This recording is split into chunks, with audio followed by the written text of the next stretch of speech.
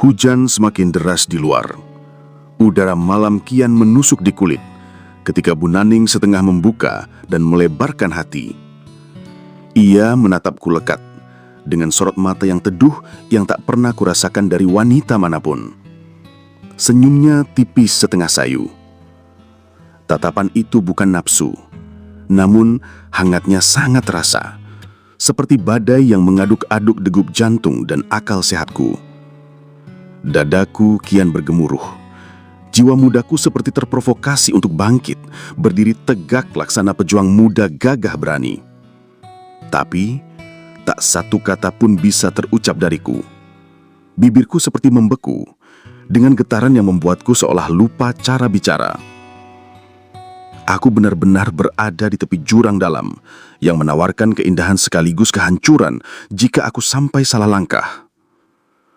Satu kakiku ingin melangkah menjauh, tapi kaki lainnya sudah terlanjur, seperti ada magnet tak kasat mata yang menariknya.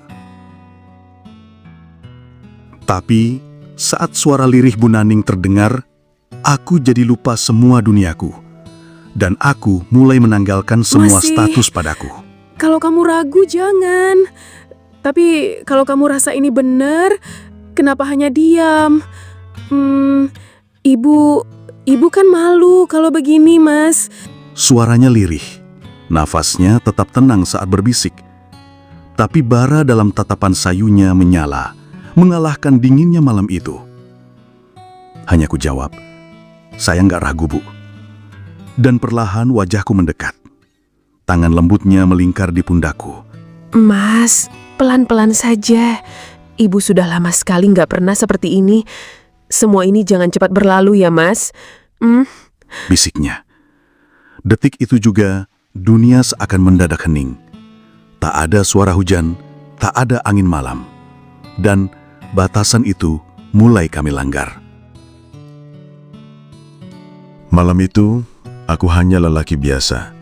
Dan Bu Naning hanya wanita biasa pula. Tak ada lagi status dunia sebagai menantu dan mertua. Hanya ada dua nafas yang bertemu saling menghangatkan. Dan dua luka yang saling mencari, memberi, dan menyembuhkan. Tembok tebal yang harusnya kami jaga telah runtuh. Tak ada lagi jarak tersisa, hanya nafas yang menyatu dalam bara menyala. Masih pukul 11:30 malam itu. Siaran berita malam di televisi masih terputar, tapi di sofa kami tak benar-benar menontonnya lagi.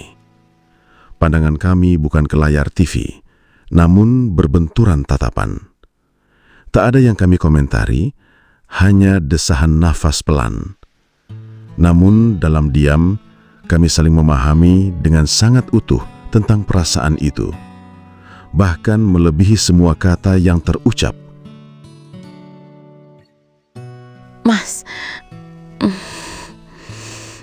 apa semua ini sungguh terjadi? Atau ini hanya mimpi, Mas? Ibu takut setelah ini semua akan berubah esok pagi. Jawab Ibu, Mas. Apa ini cuma mimpi, Mas? Enggak, Bu. Ini sangat nyata sekali. Saya nggak mau semuanya cepat berlalu, Bu. Saya masih ingin lebih lama lagi. Maafkan saya ya, Bu, kalau sampai berani seperti ini sama Ibu. Suara-suara itu tak terucap dari bibir kami, tapi getarannya seperti saling memahami, saling mengerti, dan kami saling mengisi. Entahlah, waktu seperti enggan mengusik kami. Sesuatu yang seharusnya salah, bagai menjelma sangat benar dalam batin kami. Hingga akhirnya salam perpisahan menutup semua keindahan malam itu. Nafas kami belum kembali, tapi kami kembali membumi. Jarum jam terus bergerak, menuju pukul 2 dini hari. Namun ruang itu seketika sunyi.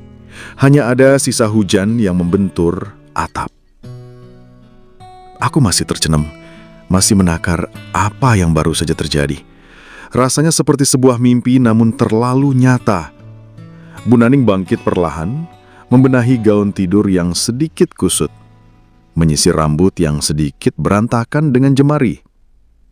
Kami kembali saling pandang, tanpa bicara, namun sorot mata kami lebih berarti dari sekedar susunan kalimat dan kata-kata. Halo kawan semua, gimana kabar kalian? Aku doakan semua sehat dan selalu lancar rezekinya ya kawan. Sebelum lanjut ceritaku, kuucapkan terima kasih untuk kalian yang selalu setia di channel kesayangan kita, Bukan Fiksi.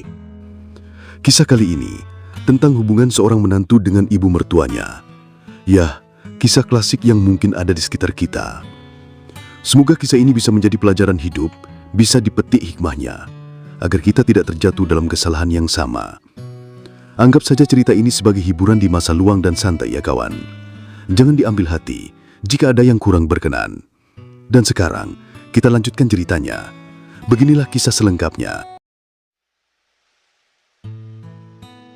Namaku Dimas, usiaku 28 tahun. Sudah 3 tahun aku menikah dengan Tantri, istriku yang berusia 25 tahun, putrinya Bu Naning. Kisah cintaku dengan istri sih gak ada yang istimewa. Soalnya dari kecil orang tua kami hidup bertetangga di sebuah BTN. Sejak SD kita sudah satu sekolah. Aku kelas 3 dan Tantri kelas 1. Begitu terus sampai kami SMA. Aku kelas 3, Tantri kelas 1. Dari dulu juga Bu Naning sering nitip Tantri ke aku kalau berangkat sekolah. SD ku bonceng pakai sepeda, SMA pakai motor. Jadi ya hubungan kami sudah akrab banget dari dulu. Sudah kayak kakak beradik, kayak saudara. Karena sama-sama anak tunggal. Hingga akhirnya aku lulus SMA dan kuliah di Surabaya. Sedangkan Tantri kuliah di Yogyakarta setelah dia lulus SMA 2 tahun setelahku. Selama kuliah kami memang terpisah, gak satu kota. Namun takdir membawa kami kembali bertemu setelah lulus kuliah. Dan begitulah jodoh. Dulu waktu kecil kami suka main bersama. Main sepeda, main game, masak-masakan, dokter-dokteran. Gak taunya aku sama Tantri berjodoh. Dan akhirnya menikah, jadi suami istri. Tentu saja bisa tetap main bersama. Tapi, aku bukan mau cerita soal Tantri istriku saja, melainkan soal Bu Naning, ibu mertuaku, ibu dari Tantri istri yang kucinta. Usianya sekitar 42 tahun, wajahnya ayu dan kalem. Penampilannya bersahaja, namun tak menghilangkan pesona yang ada padanya. Sejak kecil, aku mengenalnya sebagai sosok seorang ibu yang penuh kasih sayang dan kelembutan pada Tantri, anaknya. Malah waktu masih SD, aku juga lebih betah di rumah mereka, hanya untuk bisa ikut makan disuapin sama beliau bareng Tantri. Soalnya, papa dan mamaku kerja semua, sedang aku agak malas di rumah sama pembantuku yang galak, Mbok Parti. Namun, jujur aku sendiri baru tahu pas aku menikah dengan Tantri pada akhirnya, kalau Bu Naning itu bukan ibu kandung Tantri. Tantri istriku pun baru tahu tentang rahasia besar keluarganya saat kami menikah dan Bu Naning mengungkap kejujurannya. Hari pernikahan kami 3 tahun yang lalu memang penuh warna. Ada bahagia dan gembira, juga sedih mengandung bawang. Aku dan Tantri tentu bahagia karena kami bisa menikah. Namun seminggu sebelum acara, Pak Bambang ayahnya meninggal. Pak Bambang yang sudah lama kena komplikasi jantung dan gula, sempat mengatakan kejujuran itu pada Tantri. Bu Naning adalah istri kedua Pak Bambang, yang dinikahi ketika Tantri baru berusia 3 atau 4 tahunan, setelah istri pertama cerai. Pak Bambang menceraikan ibu kandung Tantri karena ketahuan ibunya itu selingkuh dengan atasannya di kantor, bahkan hamil. Ia kemudian menikahi Bu Naning yang tadinya hanya merupakan pengasuh Tantri dan masih ada hubungan kerabat jauhnya. Setelah pernikahannya yang kedua, Pak Bambang memboyong Tantri dan Bu Naning pindah ke BTN dan jadi tetangga kami. Selama menikah dengan Pak Bambang, Bu Naning gak bisa punya anak. Makanya Tantri disayangi seperti anak kandungnya. Tantri pun tak berubah, tetap menghormati Bu Naning, walau akhirnya dia tahu bukan ibu kandungnya, walau ada gurat kecewa. Ibu kandung Tantri tetap datang di hari bahagiaku dengan Tantri. Namun Tantri tetap meminta Bu Naning yang menemani kami. Pelaminan kami akhirnya jadi ajang haru, di mana aku dan Tantri resmi suami istri, dan Tantri resmi bertemu ibu kandungnya itu. Namun tak ada yang menyangka, 3 tahun setelah pernikahanku dengan Tantri, semua jadi berubah dan bisa seperti ini. aku mulai punya perasaan yang asing pada Bu Naning, ibu mertuaku. Dan dari situlah semua kisah terukir dalam lembar hidupku. Malam itu, keringat masih sedikit menetes, tapi nafas mulai reda setelah meraih sebuah kelegaan canggung namun tak terlukiskan. Aku menegakkan tubuh di sandaran sofa, mengambil sebatang kretek dan menyulutnya, lalu mengempas asap ke udara. Namun, belum juga satu tarikan napas, jemari Bu Naning merebut rokok di tanganku dan mematikan baranya ke asbak kayu. Bu Naning sudah kembali rapi, walau tanpa hijab. Kain gaunnya sedikit basah di bagian tertentu, tapi senyumnya tetap hangat.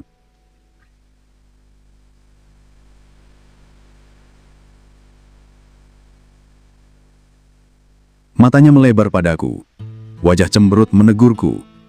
Tapi, nada suaranya sangat kalem, lembut, dan terdengar merajuk. Dimas, kamu mulai deh ngerokok lagi. Itu kan gak sehat, Mas. Apa enaknya sih ngisep rokok? Heran deh Ibu. Jangan ngerokok lagi ya, Mas. Kalau bisa stop rokok. Nanti Ibu kasih gantinya deh. Yang pasti seger dan lebih sehat. Mau kan? Iya Bu, maaf saya lupa. Habis banyak pikiran sih Bu. Tentang tantri, tentang rumah ini, dan tentang Ibu juga. Maafin saya ya Bu, karena kita akhirnya sampai seperti tadi. Tapi saya nggak akan menyesali semuanya Bu. Udah Mas. Jangan dibahas lagi yang tadi. Ibu malu Mas. Udah deh, Ibu ke belakang dulu. Tunggu bentar ya. Ibu mau bikinin kamu mie telur sama teh anget.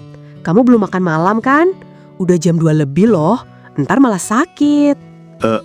Oh iya Bu, sampai lupa waktu. Tapi saya belum lapar kok Bu. Teh hangat saja ya Bu, biar kita bisa sambil ngobrol lagi. Dimas masih ingin ngobrolin semuanya sama Ibu. Mumpung Dimas di sini Bu, mumpung kita punya waktu ketemu. Ih, kamu Mas. Nggak pokoknya kamu harus makan malam terus istirahat. Ibu nggak mau kamu sakit. Lagian cukup ngobrolnya. Ntar kamu aneh lagi sama Ibu Mas. Ih.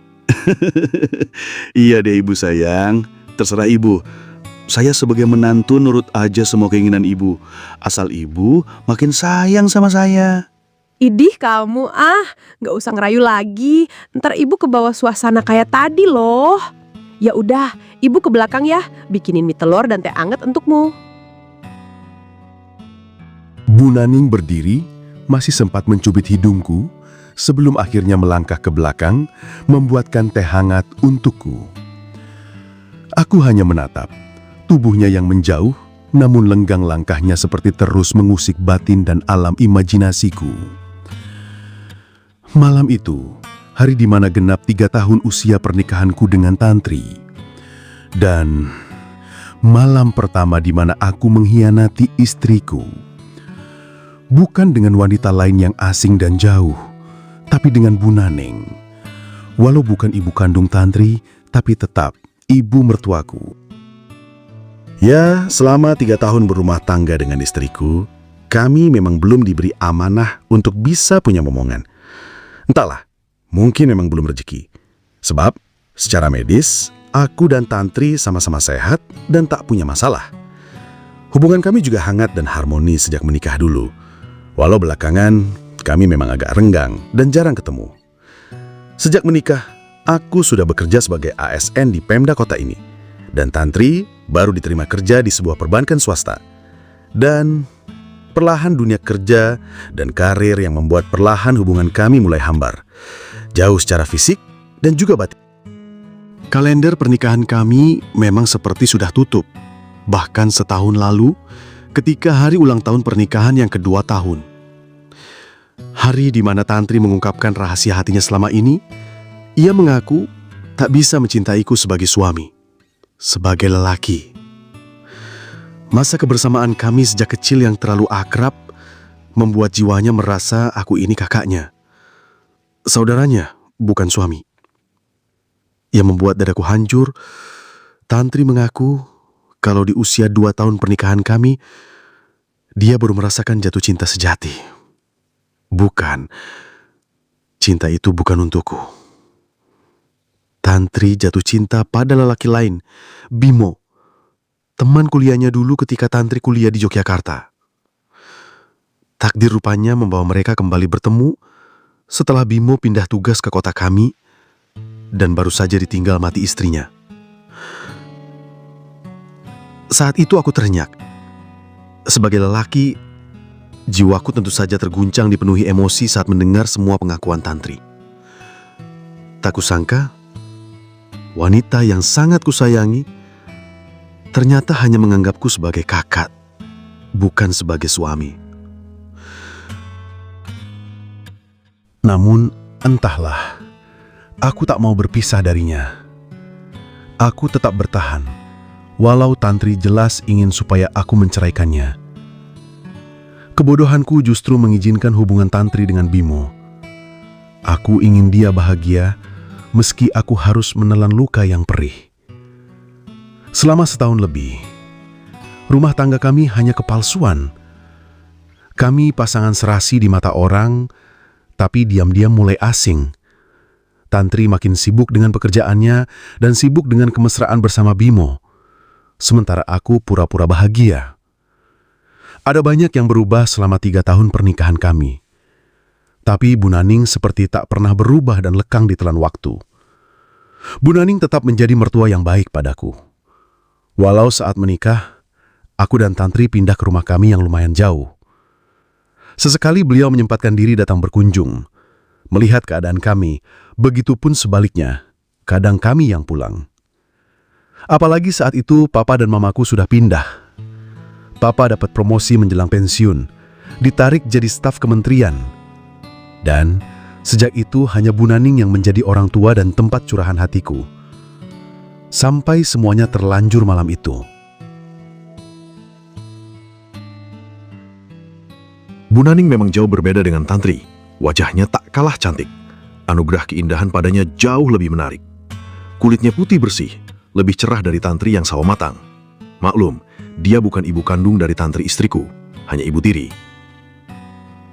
Tubuhnya tidak setinggi dan seramping Tantri, namun bukan pula gendut atau gemuk. Lebih ke semok dan gemoy lah. Namun yang membuatku kagum padanya, di usia kepala 4, Bu Naning masih seperti dulu. Masih awet muda seperti masa kecilku dulu. Sikap lembut dan kalem, juga suaranya yang selalu tenang saat bicara, pun masih sama, dengan tatapan teduh yang menyejukkan. Ya, Bu Naning itu seperti punya magnet yang tak nampak. Yang malam itu, membuat aku tak kuasa untuk tak mendekat padanya.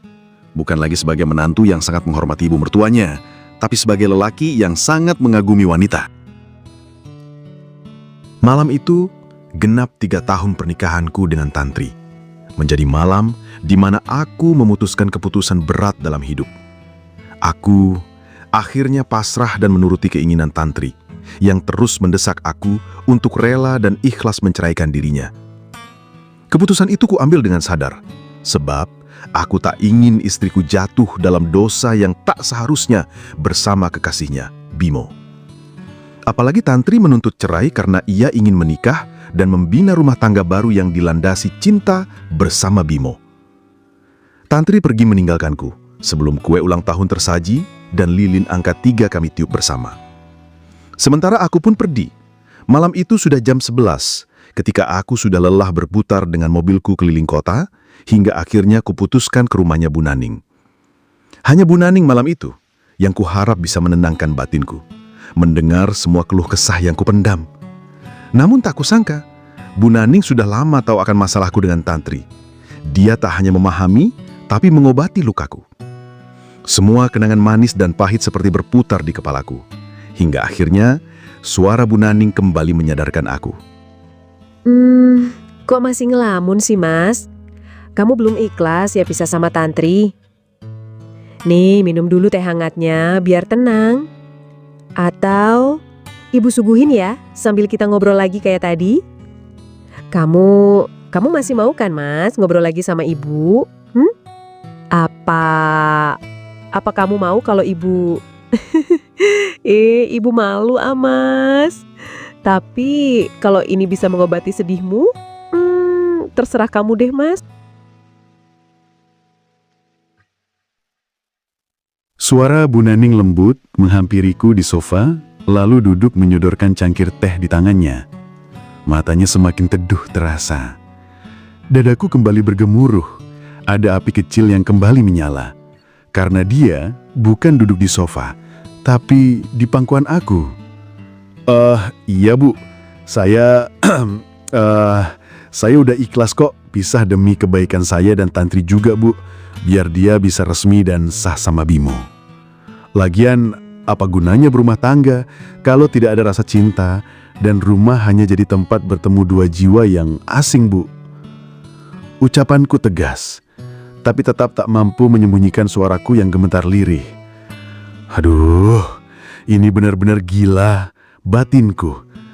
Dan setelah aku seruput teh buatannya, Bu Naning berkata lirih, setengah berbisik, setengah menahan rona hangat di wajahnya.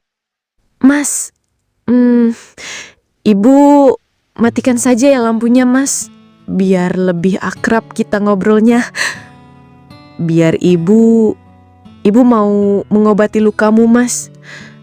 Tapi kamu harus janji, apa yang kita obrolin malam ini cukup selesai di sini ya Mas. Ibu malu Mas. Tapi ibu ingin. Malam mulai menggelincir menuju dini hari. Jam sudah menunjuk pukul 3:15 ketika ruangan jadi temaram dan lampu padam. Bu Naning menceritakan semua isi hati dan rasa sepinya selama ini padaku. Bagaimana ia membesarkan Tantri, mantan istriku. Bagaimana dia harus rela dinikahi mendiang Pak Bambang yang dulu majikannya.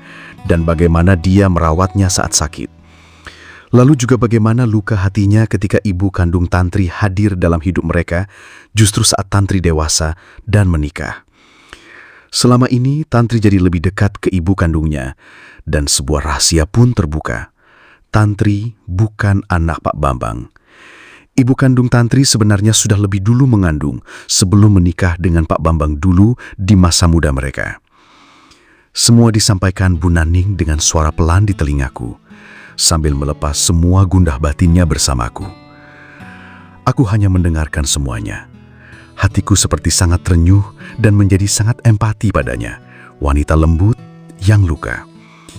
Tanganku bergerak meraihnya, ingin rasanya ku sentuh semua luka di batinnya dan memberi kehangatan yang menyembuhkan. Mas, Ibu takut Mas. Kalau seperti ini, Ibu jadi sayang sama kamu Mas. Ibu, jujur, Ibu gak bisa bohong lagi. Ibu sayang kamu Mas. Mas, Ibu malu tapi masa iya Ibu harus memendam perasaan yang tulus ini Mas?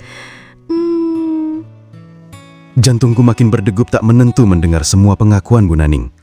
Ternyata dia punya perasaan yang sama. Ku balas, Bu, jangan bersedih lagi. Saya juga sayang sama Ibu. Bu, maukah Ibu menikah dengan saya? Biar kita sah dan resmi, tak perlu khawatir lagi dengan malam ini. Kita akan memulai semua dari awal, Bu. Dan yang seperti ini jadi halal. Mendengar ucapanku, Bu Naning terkaku sejenak, menatapku lebih dalam, dan pelan senyum bahagianya mengembang kembali. Yah, malam itu menjadi malam paling panjang untuk kami. Malam paling hangat, sekaligus malam paling liar sampai pagi. Malam itu semua kesalahan yang kami lalui terasa sangat benar bagi kami. Apalagi, Bu Naning bersedia menikah dengan diriku. Begitulah kawan, sebulan setelah malam itu, aku resmi menikahi Bu Naning. Tentu saja, setelah aku bercerai dengan Tantri. Walau usianya jauh lebih tua dariku, tapi dialah cinta sejatiku. Wanita yang tulus mau mencintaiku sebagai seorang suami. Doakan agar rumah tanggaku dengan Bu Naning bisa langgeng ya kawan. Jadi sakinah, mawaddah, warahmah selamanya. Semoga kisahku bisa bermanfaat dan punya hikmah untuk kalian. Mohon maaf bila ada salah kata dan ada yang kurang berkenan. Terima kasih sudah menyimak dan sampai jumpa lagi dalam cerita menarik lainnya di channel Bukan Fiksi ya kawan. Bye-bye.